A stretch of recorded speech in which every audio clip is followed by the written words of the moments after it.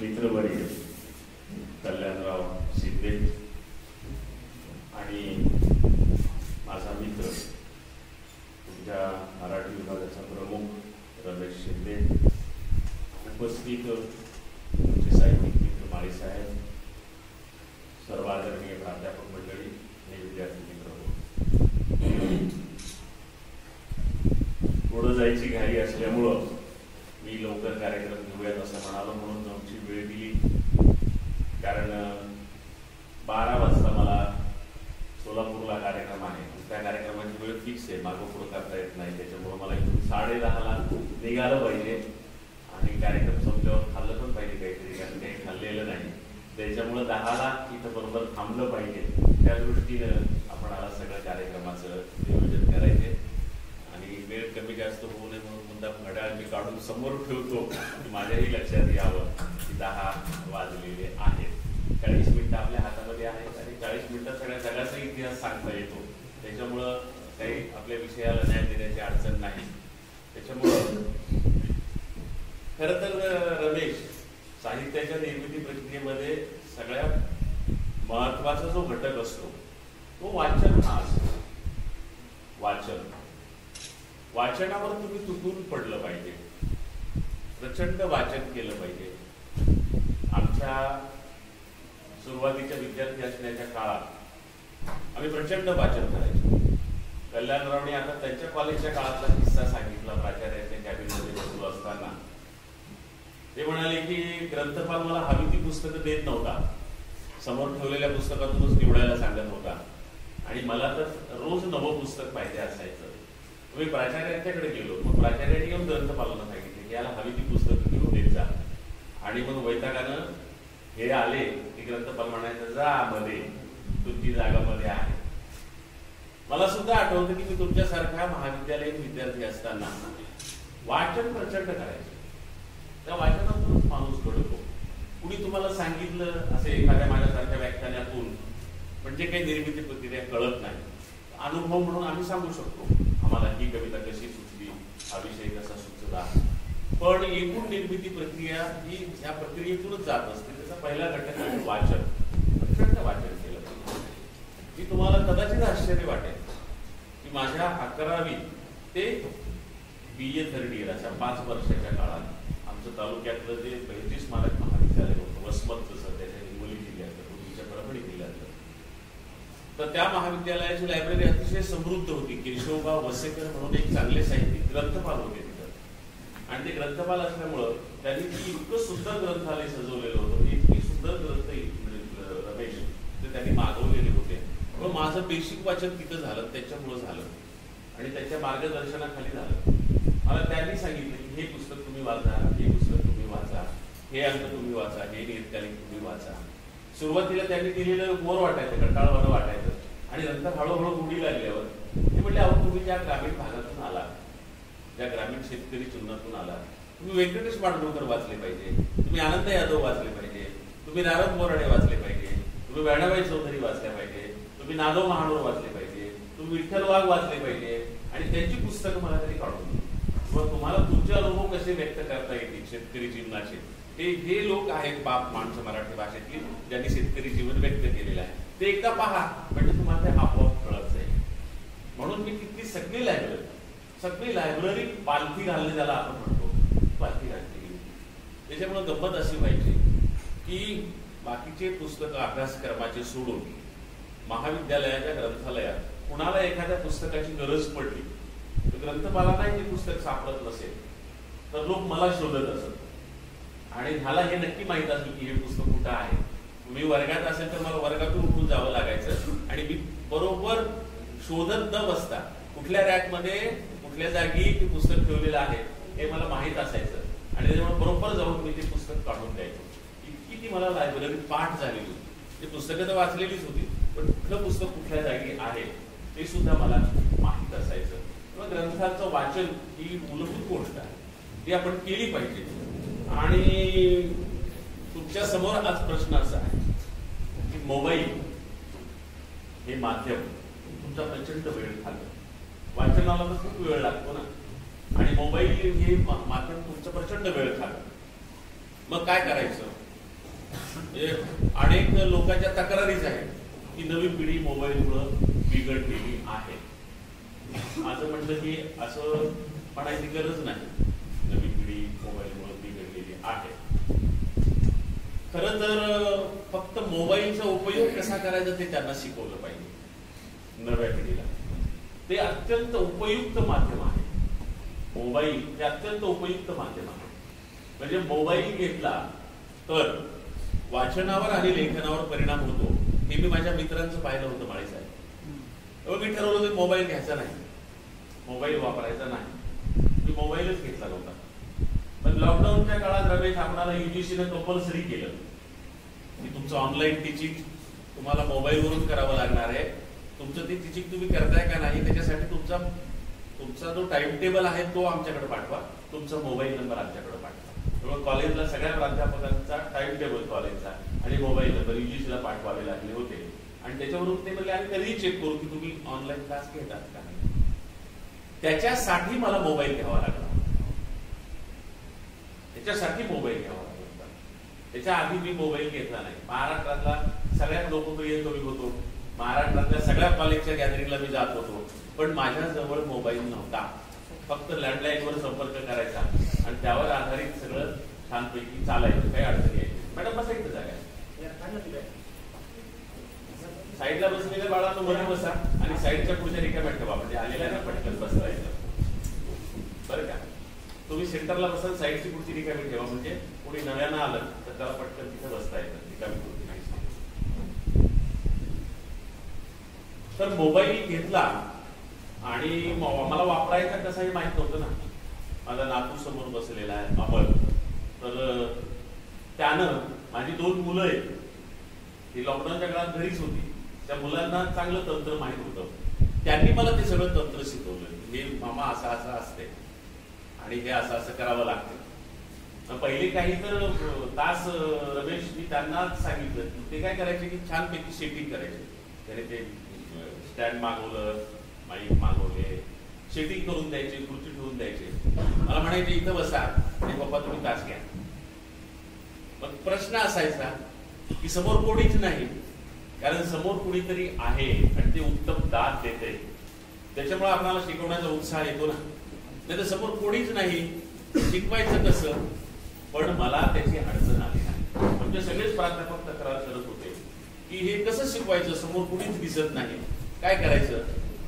मला ती अडचण आली नाही, कारण माझ्यासाठी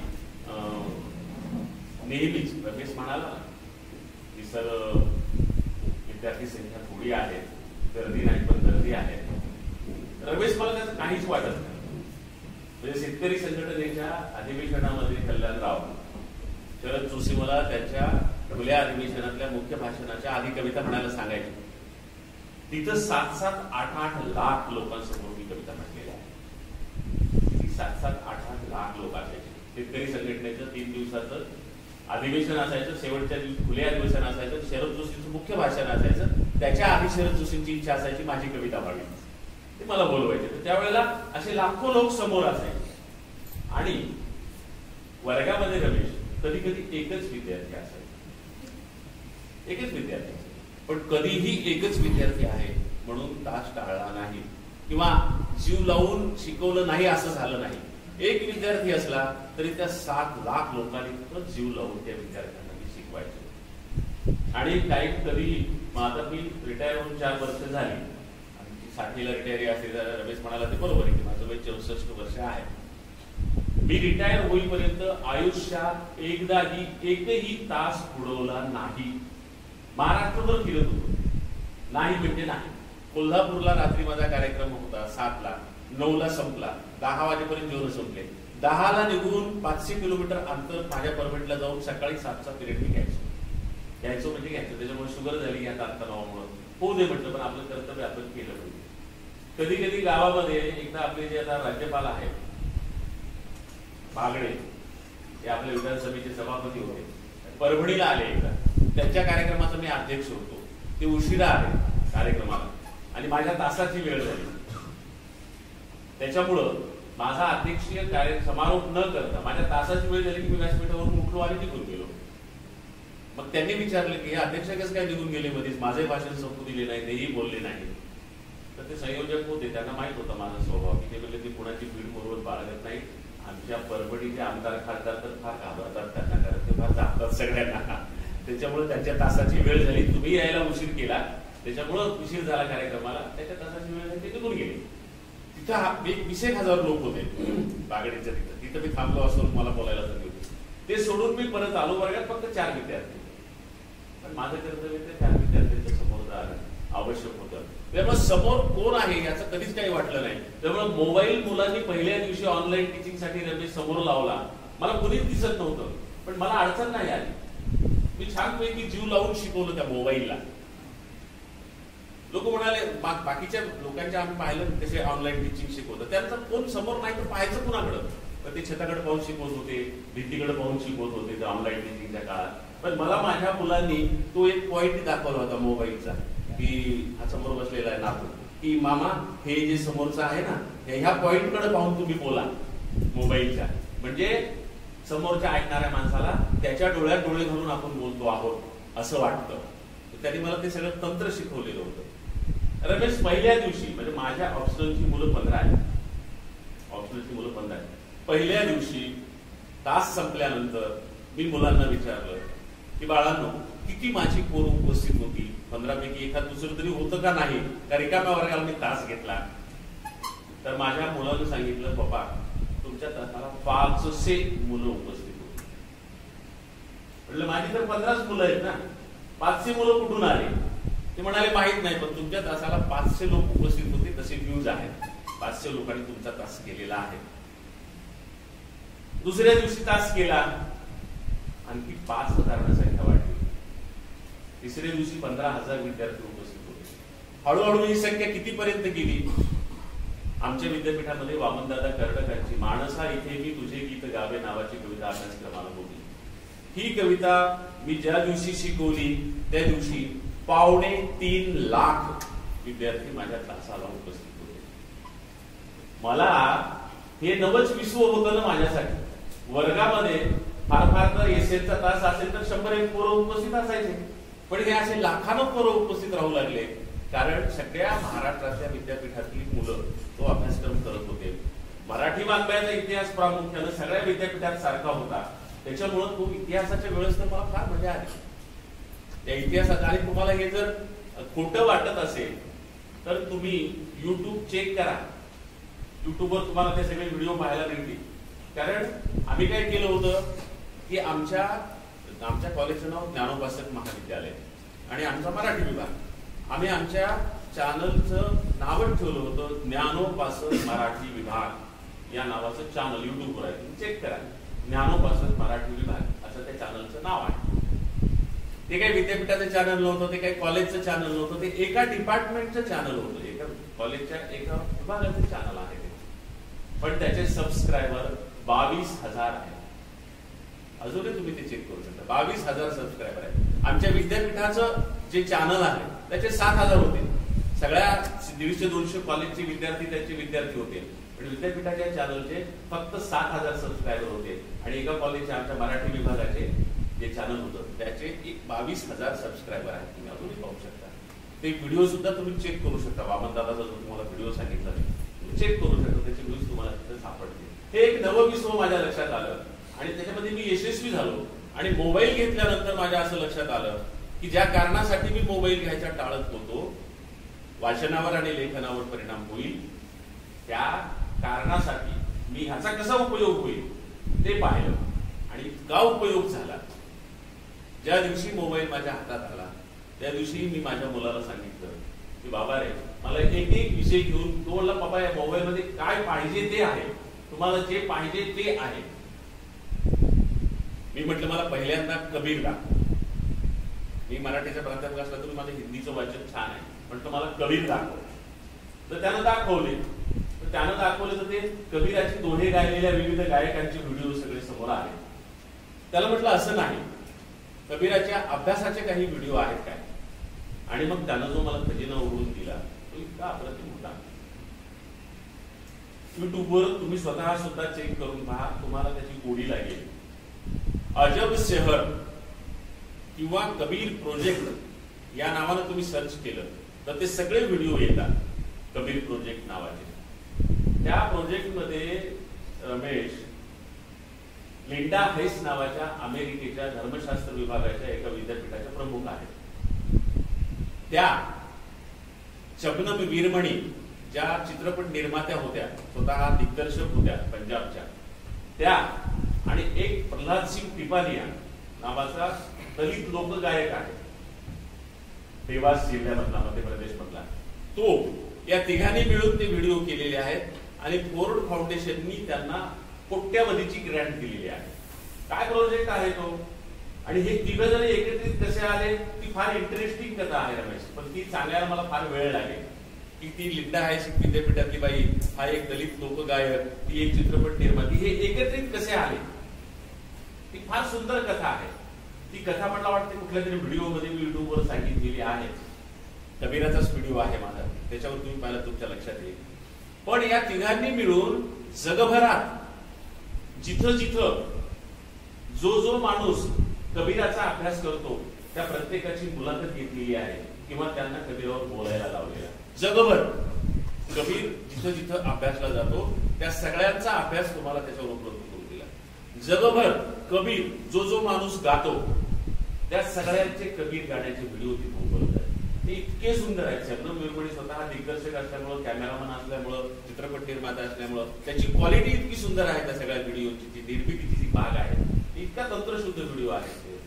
तर त्याच्यामध्ये तुम्हाला त्यांनी जगभर जिथं जिथं कल्याणराव कबीर गातात माणसं, त्या सगळ्या माणसांचे व्हिडिओ तुम्हाला पाहायला मिळतात. म्हणजे कुठून कुठपर्यंत, तर इंदौरच्या रेल्वे स्टेशनवरचा देशमुख नावाचा भिकारी जो कबीर गातो त्याच्यापासून ते कुमार गंधर्व जे शास्त्रीय संगीतातले सर्वश्रेष्ठ गायक होते त्यांच्यापर्यंत सगळ्यांचं गायन तुम्हाला उपलब्ध करून दिलेलं आहे. माझ्यासाठी ही मोठी खजिना होता. मी कबीराच्या सगळ्या ग्रंथावल्या, कबीरावरचे ग्रंथ जमा केलेले होते. त्या लॉकडाऊनच्या काळात मी जमा केलेले सगळे ग्रंथ आणि कबीर प्रोजेक्टचे सगळे व्हिडिओ, हे शेकडो व्हिडिओ आहेत आणि सगळे विद्वान लोकांनी केलेले आहेत. ते व्हिडिओ ते पाहिलं, माझा इतका कबीराचा अभ्यास परिपूर्ण झाला म्हणून मी कबीरावर स्वतः एक व्हिडिओ केला मराठीमध्ये आणि त्या व्हिडिओवर इतक्या लोकांनी मागणी केली की तुम्ही कबीरावर पुस्तक लिहा. म्हणून यावर्षी माझं कबीर संत सुधारक आणि कवी नावाचं पुस्तक आलं. ते बऱ्यापैकी लोकांना आवडत आहे. म्हणजे मी काय केलं की मोबाईल घेतल्यानंतर लेखन वाचनावर ह्याला परिणाम करू द्यायचा नाही. मोबाईलला आपण उलट लेखन वाचनासाठी त्याचा उपयोग करायचा. मुळे एक तंत्र सगळ्या तरुणांना तुम्ही लक्षात ठेवा. तुम्ही मोबाईल घ्या, तुम्ही मोबाईल वापरा, चांगल्या अर्थानं वापरा, तुमच्या टार्गेटसाठी वापरा, तुमचं टार्गेट ठरवा. आणि सगळ्यात महत्वाची गोष्ट म्हणजे बऱ्याचदा तुम्ही मोबाईल विकत घेता पैसे देऊन, तुम्ही वापरण्यासाठी मोबाईल विकत घेता, पण 100% पोरांचा प्रॉब्लेम असा असतो की तुम्हाला मोबाईल वापरताच येत नाही, मोबाईलच तुम्हाला वापरत राहतो आणि तुम्ही मोबाईलची बळी ठरता. त्याच्यामुळं हे तंत्र शिकून घ्या की मोबाईल आपण वापरला पाहिजे, मोबाईलला आपणाला वापरू नाही दिलं पाहिजे. आणि हे तंत्र कधीतरी स्वतंत्रपणे मी सांगायला येईल तुम्हाला की कसं वाचवायचं मोबाईलच्या पासून आपला वेळ आणि त्याचा उपयोग आपल्या टार्गेटसाठी कसा करायचा, तर ते तुम्ही केलं पाहिजे. आणि म्हणून निर्मिती प्रक्रियेची सगळ्यात महत्वाची गोष्ट जी असते की तुम्ही चांगली पुस्तकं वाचली पाहिजेत. ती वाचल्याशिवाय तुम्हाला सगळ्या चांगल्या गोष्टी कळत नाही. म्हणून तुम्ही ते वाचन केलं पाहिजे. त्या वाचनातून आपण प्रगल्भ होतो. मला रमेश बऱ्याचदा मुलं विचारतात की तुमची पहिली कविता तुम्ही कधी लिहिली. तर माझी पहिली कविता मी कधी लिहिली त्याचे 3 टप्पे, कारण मी 3 टप्प्यात कविता लिहिलेल्या आहेत. त्याच्यामुळं मी तुम्हाला ते 3 टप्पे सांगतो म्हणजे माझ्या कवितेची निर्मिती प्रक्रिया तुमच्या लक्षात येईल. पहिला टप्पा आहे गावाकडचा, शालेय जीवनातला. दुसरा टप्पा आहे महाविद्यालयीन जीवनातला आणि तिसरा टप्पा आहे विद्यापीठीय जीवनात. तुमच्यासारखा MA करायला विद्यापीठात गेलो ना तेव्हा मी लिहिलेल्या कविता. रमेशने ज्या संग्रहाचा उल्लेख केला पीक पाणी, तो सगळा संग्रह मी MA ला असताना लिहिलेला आहे. त्यातल्या सगळ्या कविता मी MA ला असताना लिहिल्या, तुमच्यासारखा विद्यार्थी असताना लिहिलेल्या आहेत. ते आधुनिक प्रकारच्या आणि आज ज्या मी कविता लिहितो त्या मी MA ला गेल्यावर लिहिल्या. पण त्याच्या आधी काय केलं, पहिला टप्पा काय होता माझा, तर पहिला टप्पा माझा धार्मिक कवितांचा होता, आध्यात्मिक कवितांचा होता. मी खूप देवमुळा होतो, मी खूप देवाची भक्ती करायचो. मी महानुभाव पंथी आहे. तुमच्याकडे महानुभाव पंथ फारसा नाहीये. वारकरी संप्रदाय सगळीकडे आहे, महानुभाव संप्रदाय सगळीकडे नाही. पुढे चालून मी सगळ्या संप्रदायाचा अभ्यास केला, माझ्यासाठी सगळे सारखे वाङ्मय, तो भाग वेगळा. पण माझा जन्म महानुभाव कुटुंबात झाला, त्याच्यामुळे मी अत्यंत धार्मिक होतो, देवाची भक्ती करत होतो. आणि इतकंच नाही तर माझा हा अत्यंत धार्मिक स्वभाव पाहून माझ्या आईला अशी इच्छा झाली की हा इतका धार्मिक आहे तर याचं लग्न करायला नको, याला आपण संन्यासी करूया, त्याला आपण मठावर सोडून देऊया. म्हणून माझ्या आईने संकल्प केला कल्याणराव आणि महानुभावाच्या मठात नेऊन सोडून दिला की तुझं हेच योग्य जीवन आहे, इकडं तू तडफडशील, इकडं तुला नीट करता येणार नाही, तर तुझ्या मार्गाने तू जा, तुझा आत्मा ह्याच्यासाठीच जन्माला आलेला आहे असं आईनं लक्षात घेतलं आणि मला नेऊन सोडलं मठात. दुसऱ्या दिवशी मी घरात नाही दिसलो तर माझ्या आईनं विचारलं की आई मला इंदू म्हणायची, मी जरी मुलगा असलो तरी इंदू, मुलीसारखं म्हणायची इंदू. कुठे गेलाय इंदू? तर बाहेर गेलाय. दुपारी विचारलं कुठे गेलाय? बाहेर गेलाय. संध्याकाळी विचारलं कुठे गेलाय? बाहेर गेलाय. आजी म्हणली तुम्ही मला काहीतरी लपाट बोलायला, कुठे गेलाय? बाहेर. मग आईला सांगितलं की असं असं झालेलं आहे आणि त्याच्या आईनं संकल्प सोडला होता, त्याला मठात नेऊन सोडलेला. माझी आई म्हटली नाही, त्याला मठात नाही नेऊन सोडायचं, त्याला परत आणा. परत आणा म्हटल्यावर प्रश्न निर्माण झाला, देवाला संकल्प सोडलेला, जीव देवाला सोडलेला, परत कसा आणायचा? वडील गेले, गावातले काही लोक गेले, आमच्या गावापासून दूर होता 12 कोसावर मठ, तिथे गेले आणि मग त्यांनी विचारलं की असं असं झालेलं आहे आणि या मुलाला परत न्यावं लागतं. तर तिथल्या आमच्या महंतांनी सांगितलं की देवाला सोडलेलं जीव परत नेता येत नाही, जर ह्याला परत नेलं तर हा जगणार नाही, अमरे, त्याला परत नेऊ नका तुम्ही. मग परत आले, आजीला सांगितलं की असं असं झालेलं आहे, त्याला आता परत आणलंय. आजी म्हणाली बाबांनो, त्याला परत नाही आणलं तर मी मरेल, मी काही अन्न ग्रहण करणार नाही त्याला परत आणल्याशिवाय, मी उपोषण करेन. त्याला परत आणल्यावरच मी अन्न घेईन, मी अन्न घेणार नाही, त्याला परत नाही आणलं तर मी मरेल. मग पुन्हा गेले की असं असं व्हायला, ते आमची आजी काय केलं, ती आता तिनं उपोषण मांडलेलं आहे. पुन्हा साधू संत बसले, त्याच्यावर काय उपाय करायचा, त्याला परत कसं पाठवायचं. आणि मग त्याच्यावर उपाय निघाला की याच्या बदल्यात जीवाला जीव सोडा आणि हा जीव परत न्या. आजी म्हणाली माझं दुसरं कुठलंही नातवंड मी सोडू देणार नाही. त्याच्यावर पुन्हा साधू संत बसले, मग काय करायचं? मग म्हणाले जीवाला जीव म्हणजे माणूसच सोडला पाहिजे असं नाही, गाईचं वासरू आणून सोडा आणि ह्याला घेऊन जा. माझ्या बदल्यात गाईचं वासरू नेऊन देवाला सोडा. पण मी काही बळजबरीने मठावर गेलो नव्हतो, अतिशय आनंदाने गेलो होतो, कारण माझा स्वभाव धार्मिक होता. ज्या काळात मी मठावर होतो, जितके दिवस मठावर होतो, नंतर सुद्धा माझा जीव मठातच होता. मला जरी परत आणला आधी तरी माझा जीव मठातच होता, धार्मिक होता. म्हणून मी त्या काळामध्ये सगळ्या कविता लिहिल्या. त्या देवाची भक्ती कशी करावी अशा होत्या. काय कविता होत्या, त्यातला एक अभंग मला आठवतो, रमेश, की करा चक्रेशाचे ध्यान, ईश तोच खरा जाण, ईश कृपेचा सागर, नका देऊ रे माघार, श्रद्धा ठेवा देवावर, माथा ठेवा पायावर, भव सागरा दुस्तर, तरण्यास नाम थोर, दास म्हणे इंद्रजित, दूर करा करा स्वार्थ. अशा प्रकारचा तो अभंग त्या तुकारामाची गाथा वाचली होती. महानुभावांच्याकडे अभंग हे व्रत नव्हतं, पण तो तुकारामाचा प्रभाव होता म्हणून त्या अभंग व्रतामध्ये मी ती कविता लिहिलेली होती आणि तशा प्रकारच्या कवितांची वही भरलेली होती. पण मग नंतर शाळेत गेलो, शाळेत शिकलो. गावात शाळा नव्हती, फक्त 4थी पर्यंत होती. 5वी 6वी 7वी अजूनही जाऊन जाणं येणं करू शकलो. 8वी 9वी 10वी आणखी 2-5 कोस गावात जाणं येणं करू शकलो. मॅट्रिक झाल्यावर कॉलेजला गेलो. म्हणजे ही शालेय जीवनामध्ये धार्मिक कवितांची पहिली सुरुवात. नंतर लक्षात आलं की हे काही खरं नाही, आता युग बदललेलं आहे, या धार्मिक कविता आता मागे पडलेल्या आहेत, जेव्हा अशा प्रकारच्या कविता आता कोणी फारसं लिहित नाही. पण कॉलेजमध्ये जेव्हा मी गेलो ना, तेव्हा काय होतं तर गावाकडं शाळेमध्ये असताना शाळेमध्ये कमी आणि शेतात जास्त असतो. आपण शेतात काम असलं की ते शाळा बुडवून शेतामध्ये घेऊन जातात. रविवार शेतात, दिवाळीची सुट्टी शेतात, उन्हाळ्याची सुट्टी शेतात. मॅट्रिकला मी नापास झालो. मॅट्रिकला नापास झालो, पास नाही झालो मॅट्रिकला. पहिलीला तो इतिहास पुन्हा नेहमी सांगत असतो. 4थी सातवी, मॅट्रिक हे अवघड टप्पे असायचे आमच्या काळात. आता कुठलेच टप्पे अवघड नाही आहेत. त्याला बोर्डाच्या परीक्षा म्हणायच्या. तर चौथीची परीक्षा मी फुकट पास झालो, सातवीची परीक्षा मी ढकल पास झालो, मॅट्रिकची परीक्षा मी नापास झालो. कारण चौथीला परीक्षा अवघड होती. ते सगळ्या किस्सा फार इंटरेस्टिंग आहे, सविस्तर सांगितला तर याला एक तास लागतो. कधीतरी तुमच्या कॉलेजमध्ये मी सांगितलं असेल गॅदरिंगला वगैरे. पण एवढंच सांगतो की चौथीला अवघड असलेली आमची परीक्षा त्या वर्षी आम्ही न देता पास झालो. कारण 1973 साली मी चौथीला होतो. त्या वर्षी महाराष्ट्रात भयंकर दुष्काळ पडलेला होता आणि महाराष्ट्राचे मुख्यमंत्री वसंतराव नाईक यांनी निर्णय घेतला, कुठल्याही शाळेतल्या पोरांच्या परीक्षा घेऊ नका, मागच्या वर्गातली पोरं पुढच्या वर्गात बसवा. त्याच्यामुळं परीक्षा न देता चौथीची परीक्षा मी फुकट पास झालो. पुन्हा सातवीची परीक्षा अवघड होती बोर्डाची.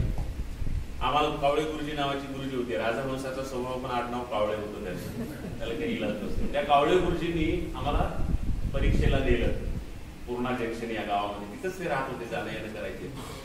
त्यांच्या घरीच त्यांनी आम्हाला ठेवलं. कावळेबाईंनी आम्हाला 3 दिवस छानपैकी स्वयंपाक करून खाऊ घातला.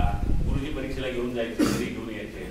शेवटच्या दिवशी गुरुजींनी आम्हाला पिक्चर दाखवला, आयुष्यातला पहिला. मला अजूनही आठवतो, कश्मकश नावाचा पिक्चर हेमा मालिनी आणि धर्मेंद्रचा होता. पिक्चर कसा पाहायचा त्याचं पण तंत्र असतं, ते पाहून पाहून कळतं. पहिल्यांदा पिक्चर पाहताना ते काहीच कळत नाही. एकदम चेहरा दिसतो, एकदम तुमचा माणूस दिसतो, ते जे क्लोजअप, लॉंग शॉट हे तंत्र माहित नसतं ना पहिल्यांदा चित्रपट पाहणारला. आम्हाला काही चित्रपट समजला नाही. थोडा वेळ पाहिलं, बोर वाटायला, कंटाळा आला, फॅन सुरू होता छानपैकी. शेवटचा दिवस असल्यामुळं बाईने आम्हाला शिरा गोड खाऊ घातला होता. आम्ही गाढ झोपी गेलो पिक्चर मध्ये. पिक्चर संपल्यावर कावळे गुरुजींनी आम्हाला सगळ्या पोरांना हलवू उठवलं, म्हणले उठा पिक्चर संपला. घरी घेऊन गेले. दुसऱ्या दिवशी आम्हाला गावात आणून सोडलं. आम्ही स्वतः परीक्षा दिलेल्या असल्यामुळे आम्हाला खात्री होती आम्ही नापास होणार. परीक्षा आम्ही दिलेली होती ना. पण जून महिना उजाडला आणि कावळे गुरुजींनी वर्गात येऊन सांगितलं, बरोबर तुम्ही पास झाले. आम्हाला आश्चर्य वाटलं ना. आणि पास झालो म्हणल्यावर पुढे शिकावं लागणार, हे मोठं संकट होतं आमच्यासाठी. छानपैकी ढोरं वळायची, शेतात राहायचं, कामं करायची, शाळेत कशाला जायचं, संकट आलं पुढचं. त्याच्यामुळे आम्ही हेडमास्टरवर मोर्चा काढला. नापास झालेल्या पास झालेल्या पोरांनी, आम्ही कसे काय पास झालो, आम्ही कसे काय पास झालो. तर ते म्हणाले, अरे येड्यावर तुम्ही पास झाले नव्हते, पण तुमच्या डोळ्यात आम्ही काही स्वप्न पाहिलेली आहेत. ती स्वप्न आम्हाला इथंच मारायची नव्हती, खतम करायची नव्हती. त्याच्यामुळे ते पाप आमच्या अंगावर नको म्हणून तुम्हाला कमी पडलेले ग्रेस मार्क आम्ही दिले आणि पुढे ढकललं. म्हटलं ग्रेस मार्क म्हणजे काय? ते म्हणजे पुढे ढकलण्यासाठी आवश्यक असणारे मार्क. म्हणलं मग ते म्हणजे तुमचा निकाल ढकल पास असा आहे. म्हणजे तुम्ही पास नाही झाले, ढकल पास आहे म्हटले, तुम्हाला ढकल नाही पुढच्या वर्गात, आता पुढचं तुमचं तुम्ही पाहून घ्या. मॅट्रिकला 1979 ला होतो मी. त्या वर्षी ना महाराष्ट्रात दुष्काळ पडला, ना राजहंसाच्या स्वभावाचे कावळे गुरुजी भेटले. त्याच्यामुळे ना फुकट पास झालो, ना ढकल पास झालो, सरळ सरळ नापास. नापास झाल्यावर वडिलांनी बोलवलं, म्हणाले तुम्ही आता काय करणार आहात?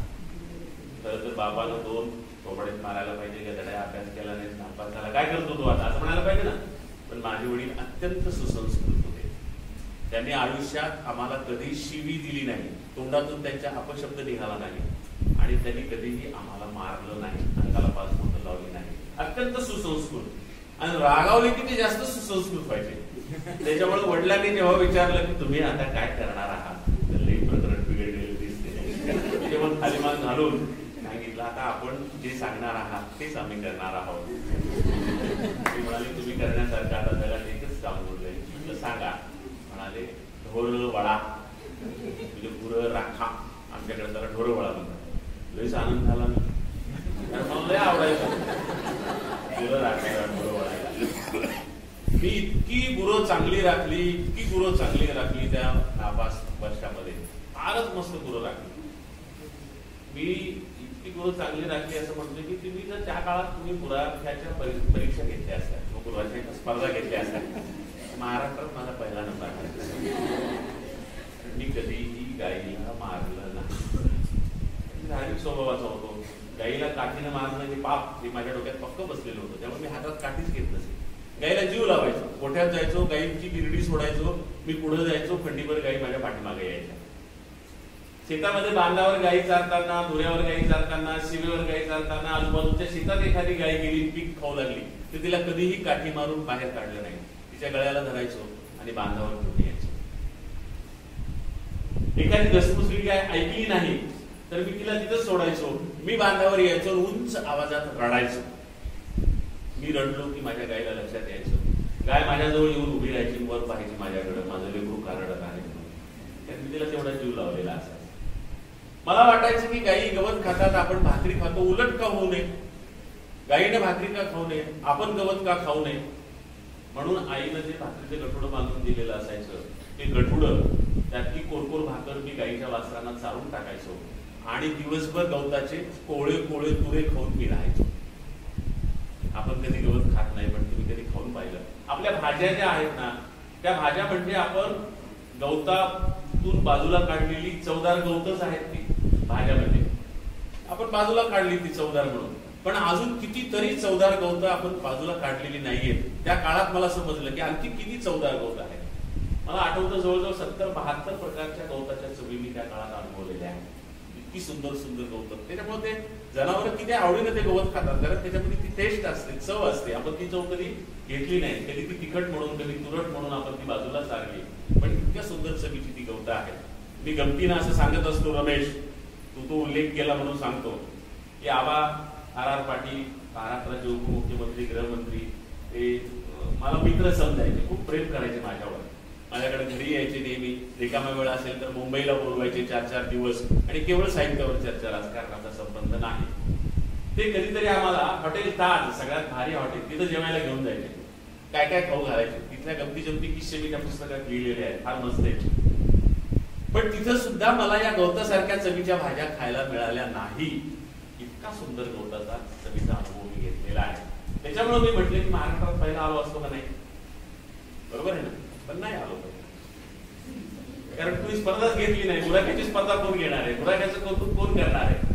दमन हिप्परगा नावाचं उदगीर तालुक्यामध्ये रमेश एक गाव आहे. तिथं गुराख्यांच्या स्पर्धा घेतात, औतकऱ्यांच्या स्पर्धा घेतात, सालगड्यांच्या स्पर्धा घेतात, त्यांची निवड करतात, त्यांना बक्षीस देतात. हे एकमेव महाराष्ट्रातलं गाव आहे. आणि त्यांना कोणीतरी सांगितलं की हे बक्षीस इंद्रजित भालेरावांच्या हस्ते द्या, कारण इंद्रजित भालेराव यातले म्हणजे माहीर आहेत. त्याच्यामुळे मला खूप आनंद झाला होता. पण मला कोणी बक्षीस दिलं नाही, कारण त्या काळात दमन हिप्परगासारखं गाव महाराष्ट्रात नव्हतं. त्यामुळे खूप चांगल्या प्रकारे मी तो अनुभव घेतला. पण बऱ्याचदा काय होतं माहितीये का, की मी फुकट पास झालो, नापास झालो, ढकल पास झालो हे सांगत असताना तुम्हाला खुदू हसू येतं, बरोबर आहे. पण त्याच वेळी मला काय येत होतं हे जर तुम्हाला सांगितलं तर कदाचित तुम्हाला आश्चर्य वाटेल. कारण 5वीच्या वर्गात असताना मला संपूर्ण भगवद्गीता संस्कृत मधून 700 श्लोक 18 अध्याय मुखपाठ होते 5वीच्या वर्गात असताना. 6वी-7वीला असताना आम्ही चक्रधर स्वामीचा संपूर्ण सूत्रपाठ मुखपाठ केलेला होता. 10.5 सूत्र चक्रधर स्वामीची, सगळी सूत्र मला अजूनही मुखपाठ आहे. 8वी-9वीला असताना सगळा दृष्टांत पाठ मुखपाठ केलेला होता. 9वीच्या वर्गात असताना बहिणाबाई चौधरीच्या संपूर्ण 52च्या 52 कविता मुखपाठ केलेल्या होत्या. कारण आम्हाला मन नावाची एक कविता अभ्यासक्रमामध्ये होती आणि मला ती कविता खूप आवडायची. मी ती कविता पाठ केली आणि ऍक्शन सह ती कविता मी म्हणायचो.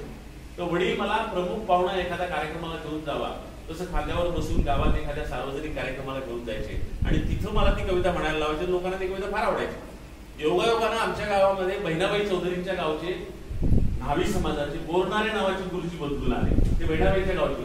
माझं बहिणाबाईच्या कवितेचं वेळ पाहून ते म्हणाले, अरे मी बहिणाबाईच्या गावचा आहे, मला नाही कविता एवढा पाठ, तुला कविता पाठ आहे. म्हणजे तू बहिणाबाईच्या गावचे आहात? ते म्हणाले हो. मग मला म्हटलं मला घेऊन जा ना बहिणाबाईच्या गावाला.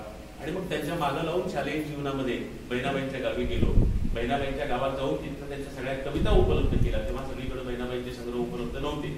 त्या सगळ्या कविता उपलब्ध केल्या आणि 52च्या 52 कविता मी बहिणाबाईंच्या पाठ केल्या, कारण ती मला आवडती कवयित्री होती. त्यामुळे हे एवढं पाठांतर, जात्यावरच्या ओव्यांच्या पाठांतराचा मी किस्सा सांगतो. रात्री मी तो किस्सा सांगितला की जात्यावरच्या आईच्या ओव्या, कारण मी आईला दळू लागायचे, तेव्हा ओव्या म्हणू लागायचे. मग ओव्या पाठ होत्या, प्रचंड ओव्या पाठ होत्या. किती पाठ होत्या तर विद्यापीठात तुमच्यासारखा MA ला गेलो तेव्हा मला पद्मश्री, ज्यांना लोकसाहित्यातले शास्त्रज्ञ म्हणून मिळाली, ते प्रभाकर मांडे शिकवायला होते. वर्गामध्ये एखाद्या लोकसाहित्याच्या तत्वाच्या विशदीकरणासाठी एखाद्या ओवीची गरज पडली तर MAच्या वर्गात मांडे सर म्हणायचे, इंद्रजित अशा अर्थाची एखादी कविता म्हण रे, किंवा अशा अर्थाची एखादी ओवी म्हण रे. तर मी उठून वर्गात उभा राहायचो आणि एकाच अर्थाच्या 10 ओव्या म्हणून दाखवायचो. ते मला म्हणायचे, एक मन म्हटलं तर 10 म्हणतोस, तुला किती ओव्या पाठ आहे? म्हटलं सर पाठ आहे, त्याच्यामुळे किती ते माहिती नाही. म्हणाले हे 200 पानाचं रजिस्टर त्याच्या टेबलवर पडलेलं होतं, म्हणजे घेऊन जा, लिहून आ. आंबेडकर विद्यापीठामध्ये वसतिगृह क्रमांक 1 खोली क्रमांक 93 होती माझी. त्या खोलीवर गेलो आणि मला पाठ असलेल्या ओव्या लिहित बसलो. माझी कामं धामं करत करत मी ते ओव्या लिहित होतो. पहिला दिवस संपला, पहिली रात्र संपली, दुसरा दिवस संपला, दुसरी रात्र संपली, तिसरा दिवस संपला, तिसरी रात्र संपली, रजिस्टर संपलं, पण माझं ओव्या लिहिणं संपलं नाही. चौथ्या दिवशी वर्गात मांडे सरांच्या हातात रजिस्टर नेऊन दिलं. म्हटलं सर ह्या ओव्या लिहून आणलेल्या आहे. पाचव्या दिवशी वर्गात मांडे सरांनी विचारलं माहितीये का तुला किती ओव्या पाठ आहे? म्हटलं सर माझा वेळ सगळा लिहिण्यात गेला. ते म्हणाले माझी सगळी रात्र मोजण्यात गेली. म्हणाले तुला किती ओव्या पाठ आहे? किती ओव्या? ते म्हणले अरे तुला जाता 2000 ओव्या पाठ आहे. म्हटलं तुमचं रजिस्टर संपलं म्हणून थांबलोय, मला आणखी ओव्या पाठ आहे. त्यामुळे रात्री मी जो तुमच्या पेहे गावामध्ये आलो होतो ना, तर रात्री मला वाटतं काहीतरी 1.5-2 तास मी फक्त ओव्यावर बोललो, जात्यावरच्या ओव्या, आणि त्या महिलांना ओव्या म्हणून दाखवल्या. मागच्या वर्षी मी पेहाला आलो होतो शिवजयंती महोत्सवामध्ये व्याख्यान द्यायला, कल्याणराव सर. यावर मागच्या वर्षी मग असं म्हणत असताना केवळ मी एक ओवी म्हणून दाखवली होती आणि म्हटलं आता हा ओव्यांवर बोलत बसलो तर आणखी वेळ होईल. त्याच्यामुळे या वर्षी तिथल्या सगळ्या महिला मंडळांनी त्या आयोजक व्याख्याच्या लोकांना सांगितलं की इंद्रजित भालेरावांना पुन्हा या वर्षी बोलवा आणि केवळ ओव्यांचा कार्यक्रम करायला सांगा. म्हणून मी रिपीट तिथे आलो होतो, ओव्यांचा कार्यक्रम केला होता. माझ्या कवितेचा बेस हे माझं पाठांतर आहे. बहिणाबाईंच्या कविता, जात्यावरच्या ओव्या, चक्रधर स्वामींची सूत्र, अभंग, हे सगळं जे पाठांतर आहे. आणि हे पाठांतर रमेश मी फक्त विद्यार्थी असताना केलं नाही, मी प्राध्यापक झाल्यावर सुद्धा माझं पाठांतर सुरू होतं. माझं घर 3 किलोमीटर दूर होतं कॉलेज पासून. मी आढळणात घर बांधलं होतं सगळ्यात स्वस्त प्लॉट मिळावा म्हणून. आणि तिथून जाता येताना रमेश दररोज एक अभंग मी पाठ करायचो. मी संकल्प केला होता, एका वर्षात मी 300 अभंग तुकारामाचे पाठ केले होते. प्राध्यापक झाल्यावर, विद्यार्थी असताना नव्हे, प्राध्यापक झाल्यावर. का? इंटरेस्ट म्हणून, त्यात रस होता म्हणून. तर आपल्याला जर रस घेतला तर सगळं काही करता येतं, सगळं काही येतं, सगळं काही मिळतं. पहिला टप्पा मी तुम्हाला कवितेचा सांगितला, खूपच कमी वेळ राहिलेला आहे, त्याच्यामुळे आता मी फास्ट सांगतो तुम्हाला. दुसरा टप्पा कॉलेजमधल्या कवितेचा. की कॉलेजमध्ये मी पहिल्यांदा गेलो तेव्हा मी फक्त गुराख्याची काठी बाजूला ठेवलेली होती, बाकी तसाच मी कॉलेजमध्ये गेलेलो होतो. माझं शर्ट गुराख्याचं होतं, माझ्या कमरेचं धोतर गुराख्याचं होतं, धोतर घालत होतो मी, पॅन्ट घालून कॉलेजला गेलो नाही. माझ्या पायात खेटर होती, शेतकरी वापरतात तशी, डोक्यावर टोपी होती. आणि तिथं तर सगळे हिरो होते त्या काळात. धर्मेंद्र, जितेंद्र, नेमकाच कमल हासन आला होता, कमल हासन, मग त्यांच्या स्टाईल करणारे पोरं कॉलेजमध्ये सगळे. त्या कॉलेजमधल्या प्रवेशाच्या रांगेत मी उभा राहिलो तेव्हा मी कल्पना केली की माझ्या समोर धर्मेंद्र आहे, जितेंद्र आहे, पाठीमागे अमिताभ बच्चन आहे, कमल हसन आहे. आपण माझा आत्मा बाजूला काढला, म्हणलं या रांगेत एक दादा कोणते पण उभा आहे, आणि तो म्हणजे मी होतो. कपड्याला धोतर वगैरे घातलेला, लांब डोक्यावर टोपी, कपाळावर गंध, अशा सगळ्या विषयात मी तिथं कॉलेजमध्ये गेले होतो. त्या हिरोंना वाटलं की ह्याची चेष्टा करूयात, म्हणून समोरच्या धर्मेंद्रने माझं समोरून धोतर ओढलं, मागे सरकलो.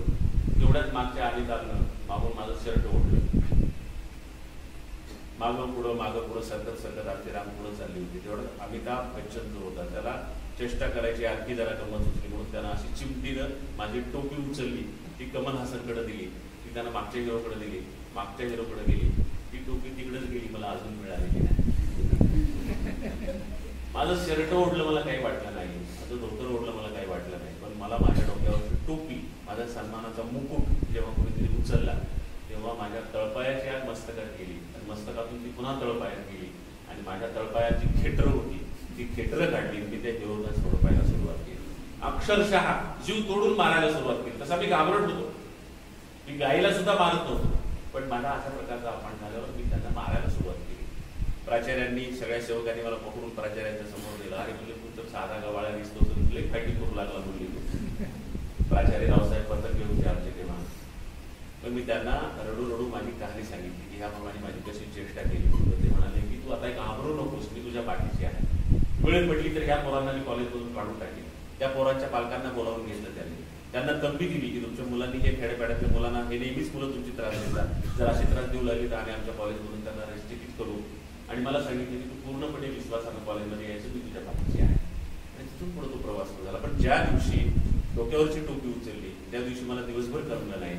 आणि दुसऱ्या टप्प्यातली पहिली कविता त्या दिवशी मला नवे सुचली. त्या मुलांना उद्देशून मी कविता लिहिली होती, अमिताभ बच्चन सारख्या, जितेंद्र सारख्या, धर्मेंद्र सारख्या, कमल हसन सारख्या पोरांना. आणि त्यांना असं मी म्हटलं होतं की बारोमास खळाळणाऱ्या दांडातून आम्ही उकललो नाहीत केळीच्या गाभ्यासारखे. बारोमास खळाळणाऱ्या दांडातून आम्ही उकललो नाहीत केळीच्या गाभ्यासारखे. आम्ही वाढलो वर्षानुवर्ष अवर्षणग्रस्त भागातल्या झुडपासारखे. कारण तुमच्या भोवती सगळे सवलतीचे दांड आहेत. तुमचे बाप व्यापारी आहे, तुमचे बाप नोकरदार आहेत आणि आमचा बाप शेतकरी आहे आणि आम्ही दुष्काळी परिस्थितीतून आलेलो आहोत. पण बारोमास खळाळणाऱ्या दांडातून आम्ही उकललो नाहीत केळीच्या गाभ्यासारखे. आम्ही वाढलो वर्षानुवर्ष अवर्षणग्रस्त भागातल्या झुडपासारखे. पण खबरदार, आम्हाला कोर्टे म्हणावं लागतं, कारण ती खबरदारी मी तर फायटिंग करून घेतलेली होती. खबरदार, आम्हाला कोर्टे म्हणावं लागतं, कारण आम्ही तुमच्यापेक्षा जास्त उन्हाळे पावसाळे पाहिलेत. आम्ही तुमच्यापेक्षा जास्त उन्हाळे पावसाळे पाहिले. ही नव्या टप्प्याची पहिली कविता होती. आणि हे जे उन्हाळे पावसाळे पाहिले होते, हे जे अनुभव होते शेती मातीतले उन्हाळ्या पावसाळ्याचे, ते आमचं भांडवल होतं. त्याच्या आधारावर आमची कविता आम्हाला सशक्त करता आली, तिचं भरण पोषण करता आलं. कारण ते अनुभव एवढे सशक्त होते की ते अनुभव त्या शहरी मुलांकडे नव्हते आणि त्यांचे अनुभव इतके चांगले नव्हते. त्याच्यामुळं त्या काळापासून आम्हाला ही संधी मिळाली. त्याच्यानंतर विद्यापीठात गेलो, तिथं सुद्धा अशाच गमती जमती आणि खूप गोष्टी घडल्या. तिथं विद्यापीठात गेल्यावर पुन्हा नव्यानं अनुभव आला तो. म्हणजे इथं त्या सगळ्या पोरांची मैत्री जमली. थर्ड इयरला त्या सगळ्या पोरांनी मला विद्यार्थी संसदेचा अध्यक्ष केला. सगळ्या गॅदरिंगचं नेतृत्व मी केलं.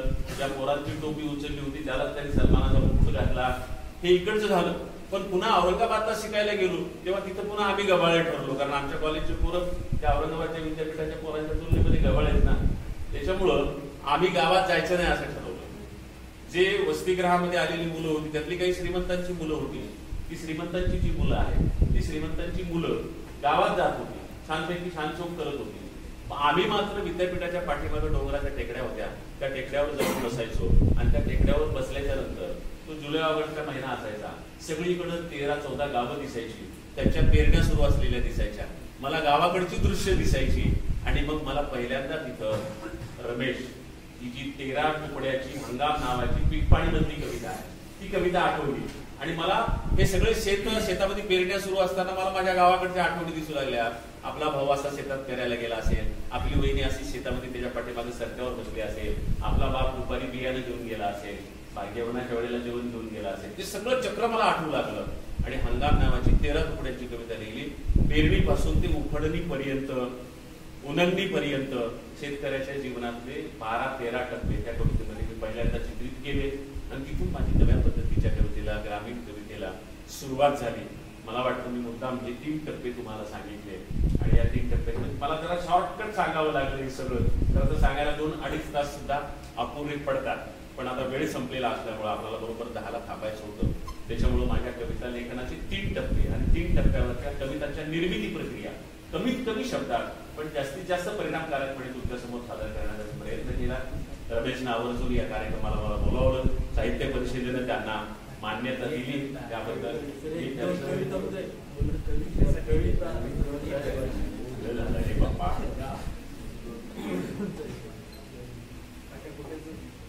तीन कविता म्हणून दाखवल्या निर्मिती प्रक्रिया. 2 कविता म्हणतो आणि आपण 10:15ला नाश्ता करायला बसलो पाहिजे, 10:30ला नाश्ता संपला पाहिजे. 1 तास मला लागतो ते आपण त्या पद्धतीने करूया. निघालं की निघालं. मग नंतर मोबाईल, फोटो, सेल्फी नको बरं का. पटकन आम्हाला जाऊ द्या. ते संपल्यावर कविता म्हणतो आणि पटकन आम्ही निघून जातो. काट्या कुट्याचा तुडवीत रस्ता माझ्या गावाकडं चल माझ्या दोस्ता. काट्या कुट्याचा तुडवीत रस्ता माझ्या गावाकडं चल माझ्या दोस्ता. कशी उन्हात उन्हात तळतात माणसं, कशी मातीत मातीत मळतात माणसं. कशी उन्हात उन्हात तळतात माणसं, कशी मातीत मातीत मळतात माणसं. कशी खातात जीवाला खस्ता माझ्या गावाकडं चल माझ्या दोस्ता. काट्या कुट्याचा तुडवीत रस्ता माझ्या गावाकडं चल माझ्या दोस्ता. काळा बापाच हिरवं राहणं, काळा माईन पिकवलं सोनं. काळा बापाच हिरवं राहणं, काळा माईन माईनं पिकवलं सोनं, पण त्यांच्या घामाचा भाव लई सस्ता. माझ्या गावाकडं चल माझ्या दोस्ता, काट्या कुट्याचा तुडवीत रस्ता. माझ्या गावाकडं चल माझ्या दोस्ता, इथं डब्यात तुला साखर लागते गोड. तिथं शेतात माझ्या बापाच्या हाताला फोड. इथं डब्यात तुला साखर लागते गोड. तिथं शेतात माझ्या बापाच्या हाताला फोड. पण भाव ठरतो त्याला न पुसता. माझ्या गावाकडं चल माझ्या दोस्ता, काट्या कुट्याचा तुडवीत रस्ता. माझ्या गावाकडं चल माझ्या दोस्ता, जेव्हा दुष्काळ गिरट्या घाली, तेव्हा गावाला कुणी नवाली. जेव्हा दुष्काळ गिरट्या घाली, तेव्हा गावाला कुणी नवाली. कसे सुगीत घालतात गस्ता. माझ्या गावाकडं चल माझ्या दोस्ता, काट्या कुट्याचा तुडवीत रस्ता. माझ्या गावाकडं चल माझ्या दोस्ता, या भूमीचा मूळ अधिकारी बाप झालाय. या भूमीचा मूळ अधिकारी बाप झालाय आज भिकारी. गाव असून झालाय फिरस्ता. माझ्या गावाकडं चल माझ्या दोस्ता, काट्या कुट्याचा तुडवीत रस्ता. माझ्या गावाकडं चल माझ्या दोस्ता, माझ्या गावाकडं चल माझ्या दोस्ता.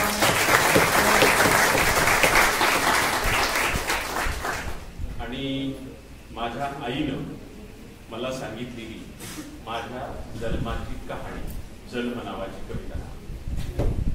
तुमच्या मराठवाडी भाषेत मायला विचारलं, माय मावा जन्म कवा झाला, तेव्हा माझ्या आईनं मला सांगितलं माझ्या जन्माची कहाणी. आमच्या मराठवाडी भाषेत रूपांतरित करून तुम्हाला सांगतो. मराठवाडी शब्द आहेत पण तुम्हाला ते कळतील लक्ष देऊन ऐकलं तर. दोन जीवाची असा शब्द आहे. दोन जीवाची म्हणजे गरोदर, एकीचा जीव. ओटी असा शब्द आहे. ओटी म्हणजे कमरेला बांधलेला कपडा, कापूस वेचून त्याच्यात टाकतात, त्याला ओटी म्हणतात. आणि स्त्रीच्या गर्भाशयाला पण ओटी असा शब्द म्हणतात. दोनही अर्थानं तो शब्द कवितेत वापरलेला आहे. असे काही शब्द लक्ष दिलं तर तुमच्या लक्षात येतील. दो जीवाची मायमही गेली दूरच्या शेताला. दो जीवाची मायमही गेली दूरच्या शेताला. पोटा पाण्याच्या वडीनं जीव कामात होतला. वटी आलेल्या वटीवर धुडक्याची एक वटी, एकीमध्ये गर्भताना एक कापसाच्या साठी. वटी आलेल्या वटीवर धुडक्याची एक वटी, एकीमध्ये गर्भताना एक कापसाच्या साठी. बोंड बोंड एचतानी झाली दुपार की खाली. मायेगिरी सावरीला झोपाळल्या तुरी खाली. असं पासच्या रानात नाही माणसाचा थारा. चिडी चिप्प पाखराची भर उन्हाचा पहारा. घास कुटका खाऊन जरा टेकविली पाठ. आल्या एकाएकी कळा, हात पाय झाले ताठ. घामाघूम झाली माय, कावरली बावरली. रेटा देऊन हाताला कशी बसी सावरली. सावरता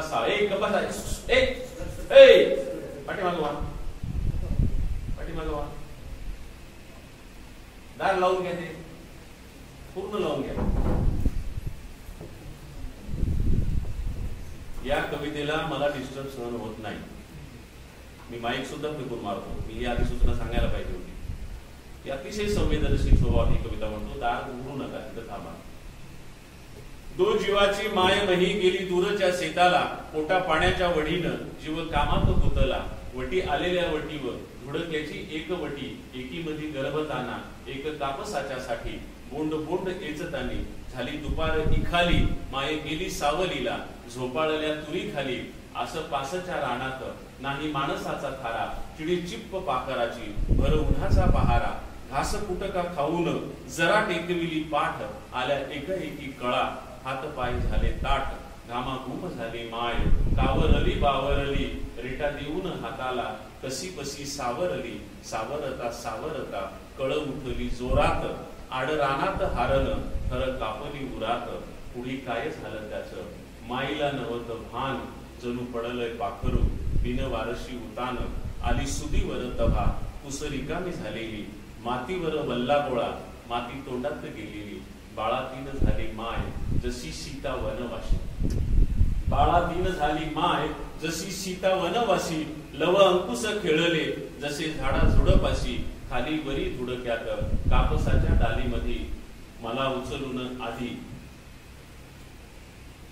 खाली वरी धुडक्यात कापसाच्या डालीमध्ये मला घालून माईन, डाल उचलली आधी नाही अंगामध्ये बळ, तरी माय तरारली वल्ली कच्ची बाळातीन, नदीमध्ये उतरली माय झाली वसुदेव सूर्य झाला नागफणा, माय झाली वसुदेव सूर्य झाला नागफणा, तरी धीराच्या माईन नाही वाकू दिला कणा, माय सांगती अशाच कव्हा गोष्टी जुन्या पाण्या, तुझ्या जन्माच्या येळला बाळा नवद्यारे कण्या, कसं फुटावरे दूध कशी भरावं कंबर, पोट जगविलं तहा कच्चे खाऊन उंबर, घोरपडीच्या मासान येती भरून कंबर, त्याच्यासाठी बाप तुहा धुंडू लागला डोंगर, असा झाला तुहा जन्म झाली सगळ्याची दैना, काय सांगू एक एक तुझ्या जन्माची कहना, भर उन्हात जन्मलास माती तोंडात घेऊन, भर उन्हात जन्मलास माती तोंडात घेऊन, वाढल असे एवढा तू धान मातीच खाऊन, मातीसाठीच जगावं मातीसाठीच मरावं,